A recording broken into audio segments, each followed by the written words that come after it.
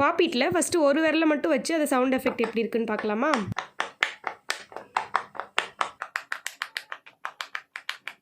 பாப்பிட்டில் ஒரு சைடு தான் sound effect அதிகமாக இருக்கும், அதனால் இன்னொரு சைடை நான் இந்த மாதிரி ப்ரெஸ் பண்ணி விட்டுக்கிறேன். இப்போ இன்னொரு சைடில் 2 விரல் வச்சுட்டு நம்ம ப்ரெஸ் பண்ணி பார்க்கலாம்.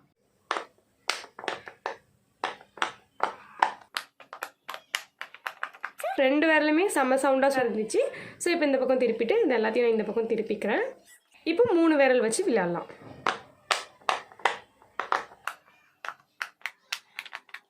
ஸோ 3 விரல் வச்சு விளையாடும் போது ரொம்ப சாட்டிஸ்ஃபைங்காக இருந்துச்சு இல்லையா? ரவுண்ட் ஷேப் பாப்பிட்லேயே நம்ம விளையாட பார்க்கலாமா? இதில் வந்துட்டு 4 விரல் யூஸ் பண்ணி நான் விளையாடுறேன்.